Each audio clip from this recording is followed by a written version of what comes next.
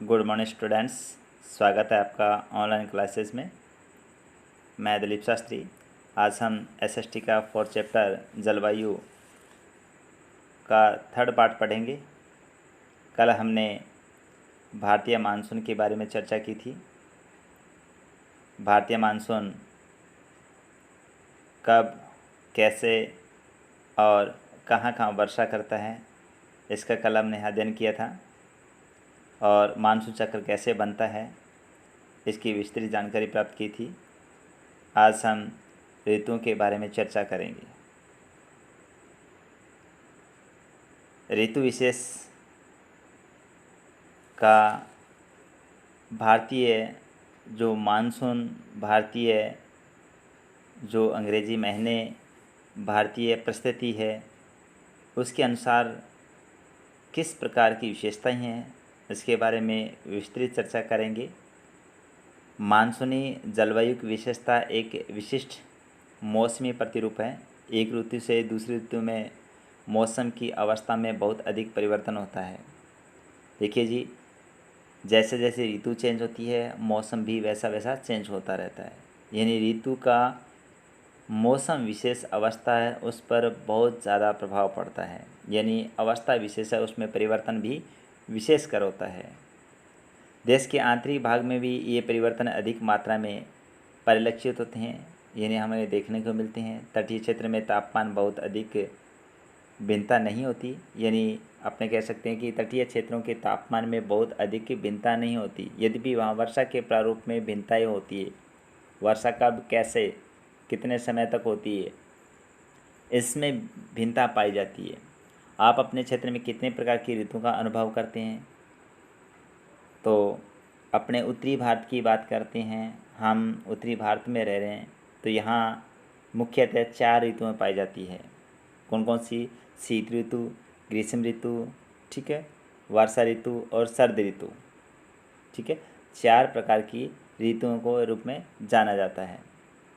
और ये क्षेत्र विशेष की विविधता के कारण से मानसून के आगमन और वापसी का काल भी हमें दर्शाती है।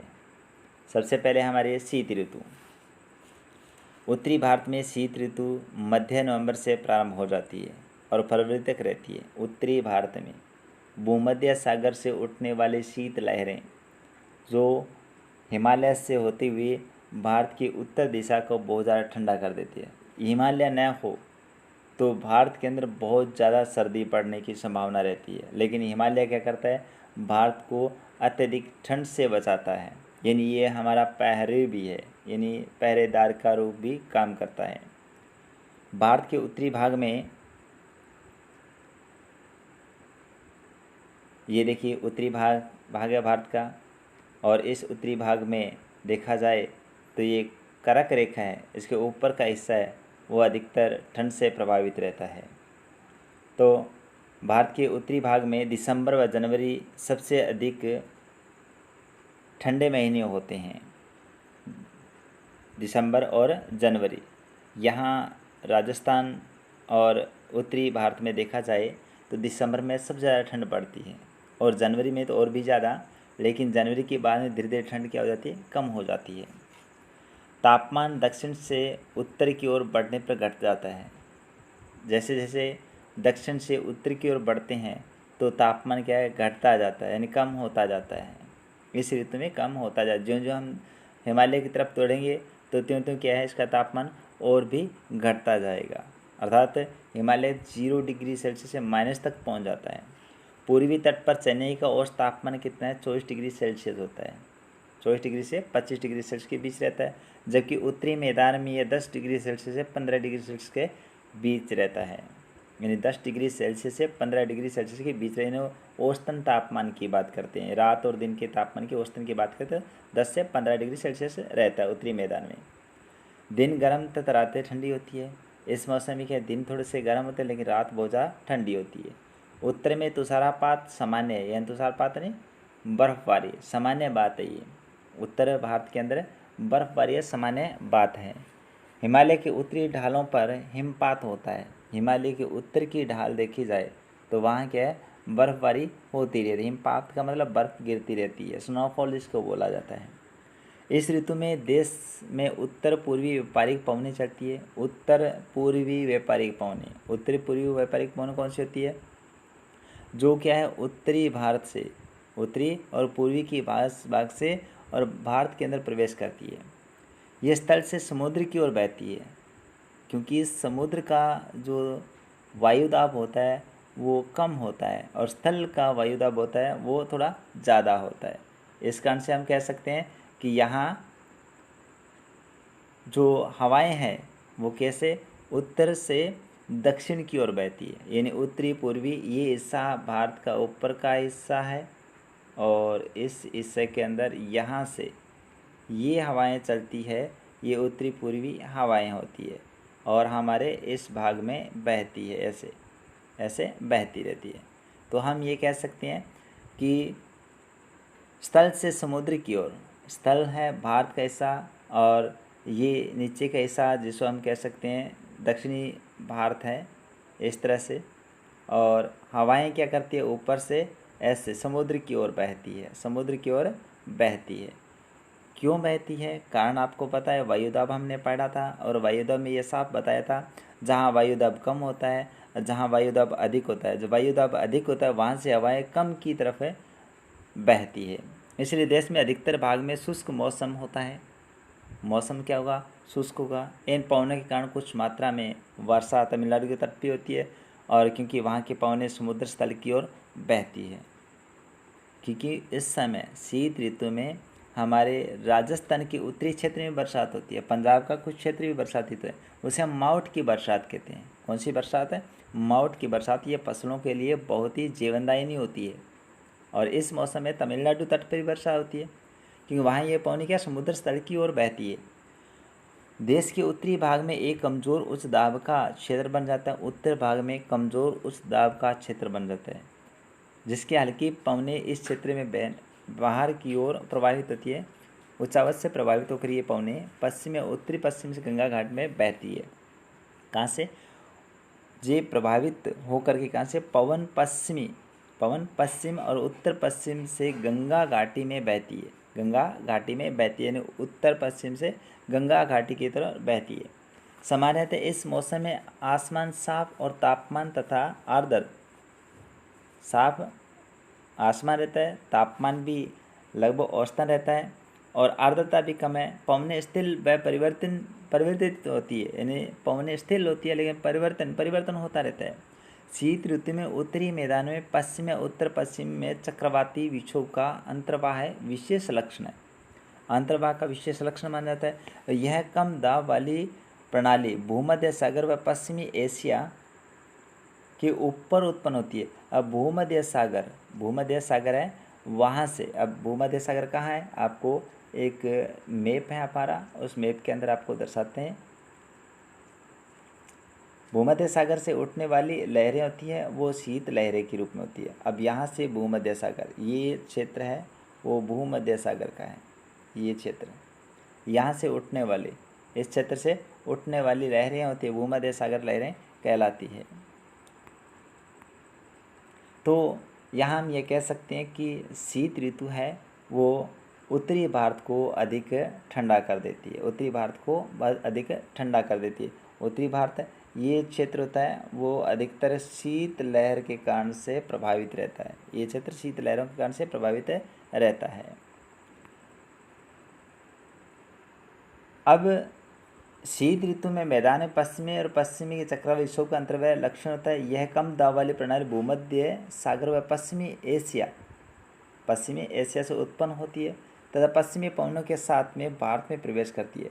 इस कारण शीतकाल में मैदानों में वर्षा होती है, शीतकाल होती है उसमें मैदानों में वर्षा होती है, यानी गंगा का मैदान, कुछ अन्य क्षेत्र विशेष वहाँ वर्षा होती है। पर्वतों पर हिमपात जिनकी उस समय बहुत अधिक आवश्यकता होती है, पर्वतों पर हिमपात जिसकी क्या है, हिमपात होता रहता है, लेकिन उसमें क्या है, उसकी बहुत आवश्यकता होती है।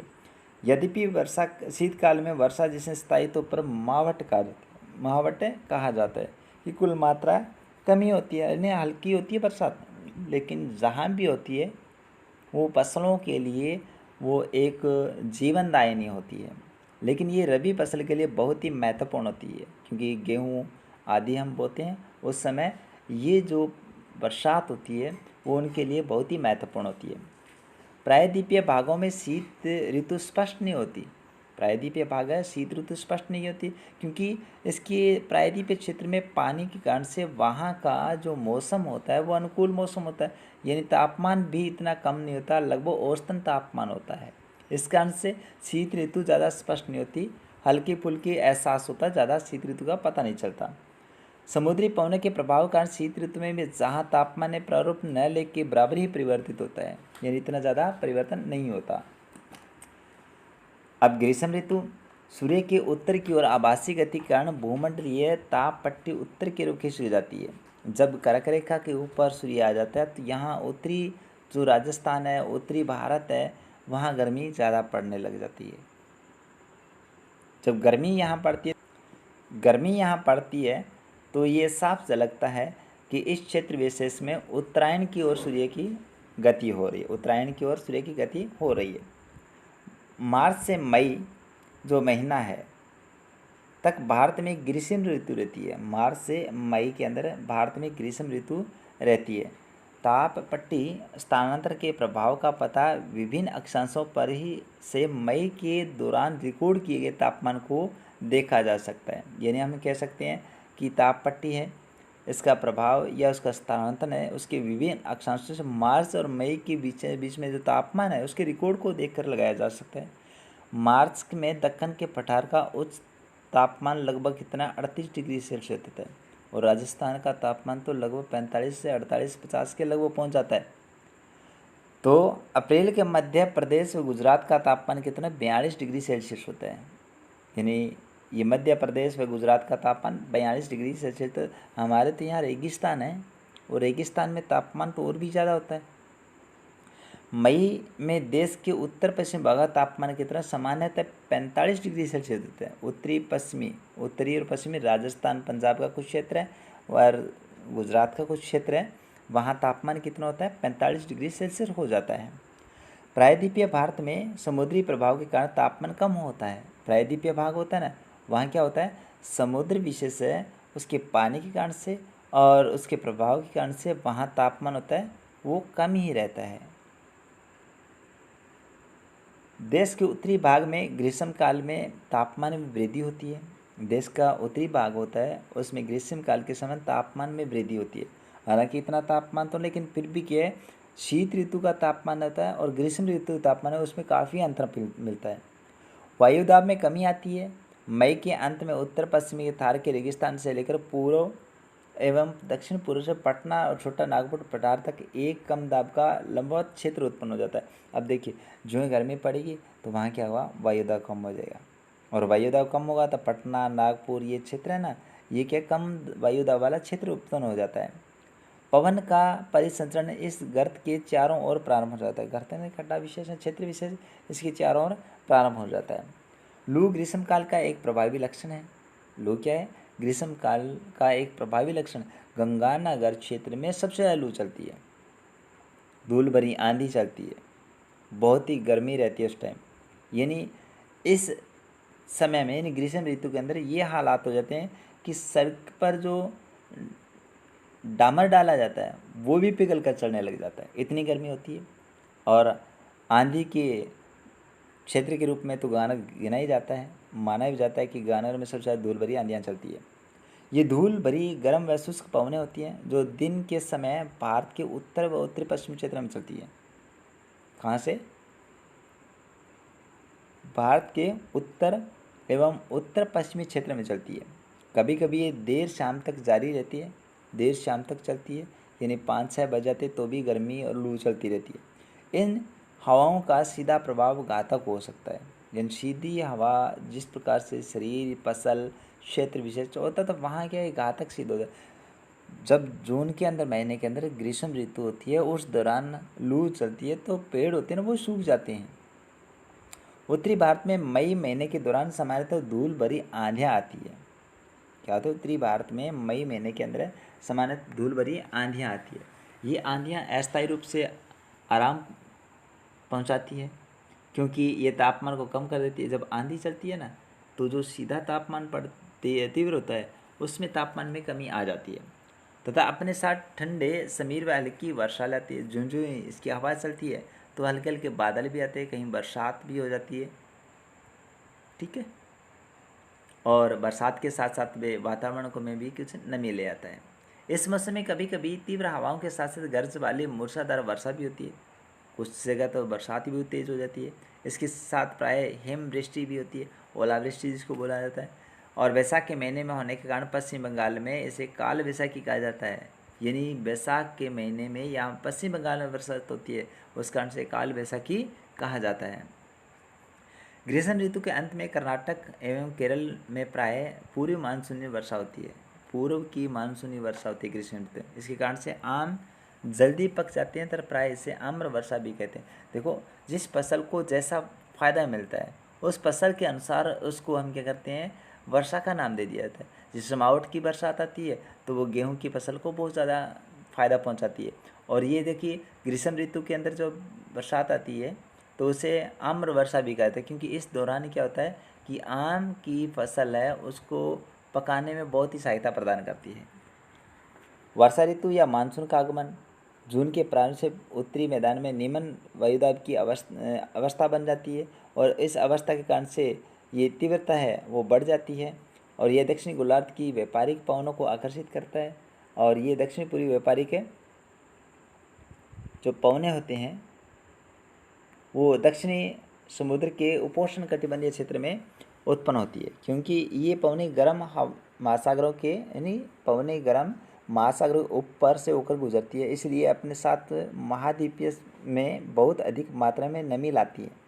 ये पवनें तीव्र होती है तथा 30 किलोमीटर प्रति घंटा की औसत से वेग चलती है।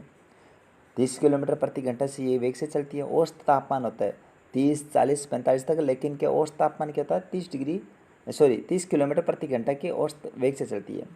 सुदूर उत्तर पूर्वी भाग को छोड़कर ये मानसूनी पवनें देश के शेष भाग में लगभग 1 महीने में पहुंच जाती है। कितने भाग में?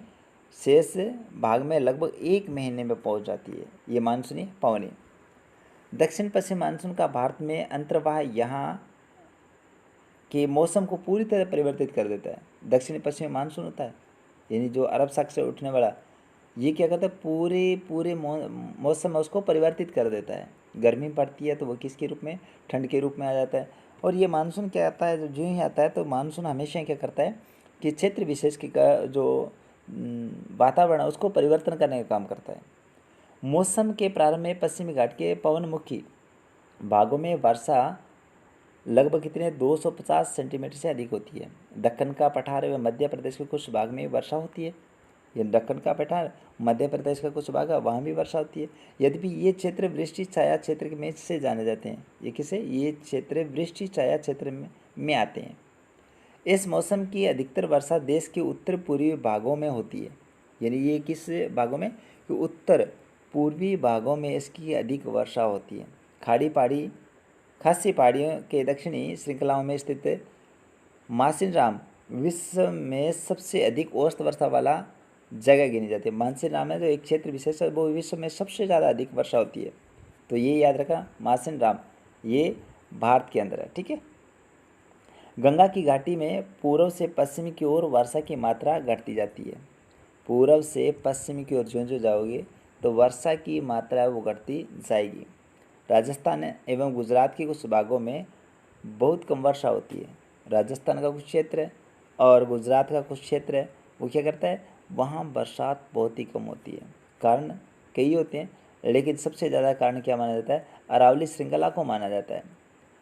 मानसून से संबंधित एक अन्य परिघटना है वर्षा में विराम। इस प्रकार इसमें आर्द्र शुष्क दोनों तरह के अंतराल होते हैं। दूसरे शब्दों में मानसून वर्षा एक समय में कुछ दिनों तक होती है। मानसूनी वर्षा एक समय में कुछ दिनों तक की होती है।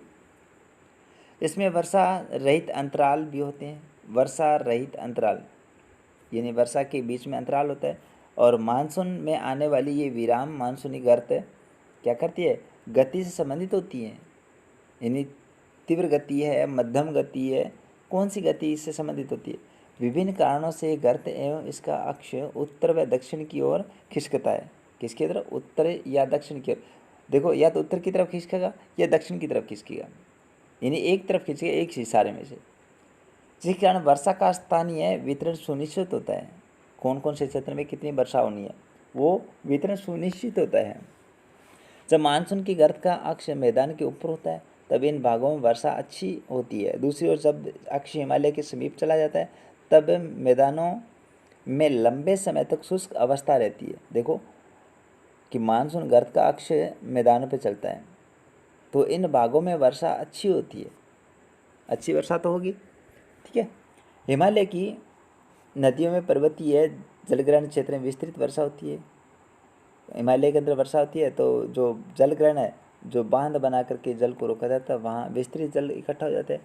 इस भारी वर्षा के कारण मैदानी क्षेत्र में विनाशकारी बाढ़ें आती है। अब देखो बिहार के अंदर सबसे ज़्यादा बाढ़ आई हुई है, सबसे ज़्यादा बाढ़ आई हुई है, लोग बहुत ज़्यादा प्रभावित है, लेकिन करें क्या, क्योंकि कुछ विकट परिस्थितियाँ आ गई हैं, प्रकृति के सामने झुकना पड़ता है।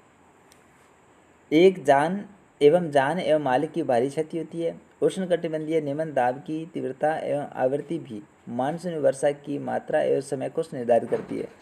देखो इसके अंदर क्या होता है, तीव्रता व आवृत्ति भी, निम्न वायुदाब की तीव्रता व आवृत्ति भी मानसून वर्षा की मात्रा व समय को निर्धारित करती है। निम्न दाब का क्षेत्र बंगाली खाड़ी से ऊपर बनता है। कहाँ बनता है, बंगाली खाड़ी है इसके ऊपर से बनता है, और उस दाब का तब मुख्य स्थलीय भाग को पार कर जाता है। यह गर्त निम्न दाब के मानसून गर्त के अक्ष के अनुसार होता है। मानसून को उसकी अनिश्चितता के लिए जाना जाता है। देखो मानसून हमेशा अनिश्चितता का खेल है, और मानसून एक जुआ भी मानते हैं, क्योंकि ये कब कहाँ कितनी वर्षा करता है इसका पता नहीं चलता। शुष्क व आर्द्र स्थितियों की तीव्रता, आवृत्ति व समय काल में भिन्नता होती है, ठीक है जी।